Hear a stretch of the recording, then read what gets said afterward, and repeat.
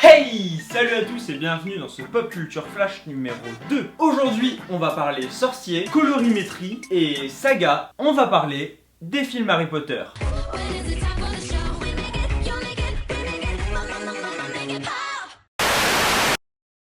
Harry Potter est une saga littéraire postée de 1997 à 2007 qui a connu une adaptation cinématographique au moins aussi populaire, si ce n'est plus. Les films, eux, sont sortis de 2001 à 2011, s'étendant donc sur plus de 10 ans. Et ce qui est intéressant, c'est que contrairement au livre où J.K. Rowling a tout écrit, ici, 4 réalisateurs se sont succédés. Pour ce qui est des acteurs, ils ont gardé les mêmes du premier au dernier film, malgré des rumeurs qui évoquaient des départs entre chaque épisode.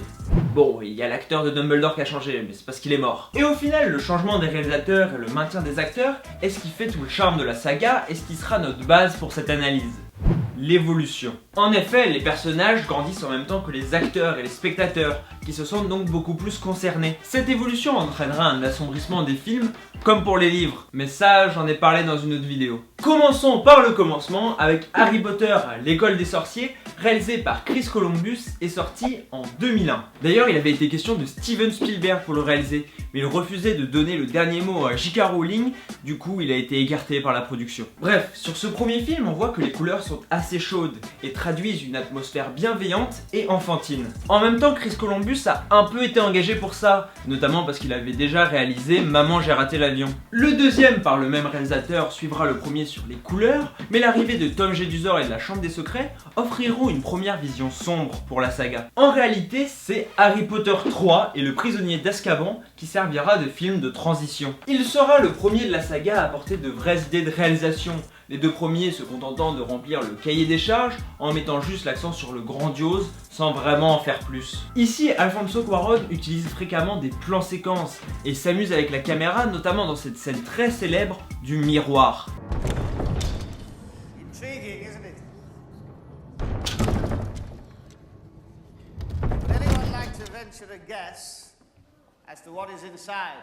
Mais encore une fois, c'est le travail colorimétrique qui en dira encore plus que le reste, avec l'ajout d'un filtre bleuté pour cacher les couleurs chaudes et le bouchage des noirs pour rendre l'image plus sombre. Le film fait encore débat aujourd'hui, acclamé par certains pour son innovation dans la saga et rejeté par d'autres pour ses coupes faites par rapport au livre.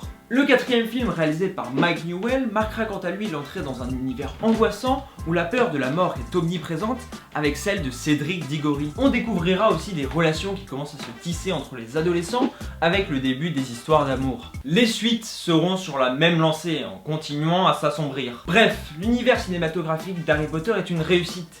Et cette réussite passe notamment par une évolution maîtrisée au fil des épisodes. Elle est la première à réussir l'exploit de tenir 8 films sur 10 ans sans réelle fausse note. Chacun aura son préféré et celui qu'il aime le moins, mais l'ensemble dégagera une harmonie enchantante et qui raconte une vraie histoire. Il ne s'agit pas ici de films indépendants ou d'une histoire coupée en 8, mais bel et bien d'un univers entier. Et en plus d'avoir réussi à créer un univers féerique, ils le font évoluer en fonction des personnages qui rencontrent des dilemmes bien plus forts et qui sont bien plus tourmentés. On a donc ici l'exemple parfait de ce qu'apporte une adaptation de livre au cinéma, avec des moyens techniques comme la gestion des couleurs ou la musique qui apportent un réel plus à l'expérience du spectateur. N'hésitez pas à lâcher un énorme pouce bleu si la vidéo vous a plu et à partager avec vos amis. Vous pouvez partager directement depuis YouTube ou sinon vous faites copier-coller le lien et vous l'envoyez à vos amis Potterhead, fans d'Harry Potter, bref.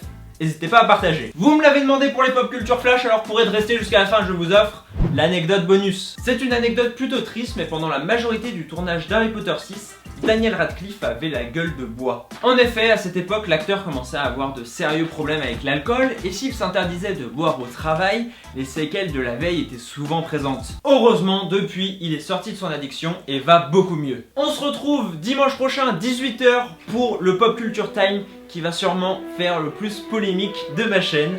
Voilà, ça va parler un petit peu de musique. Vous verrez. Ciao!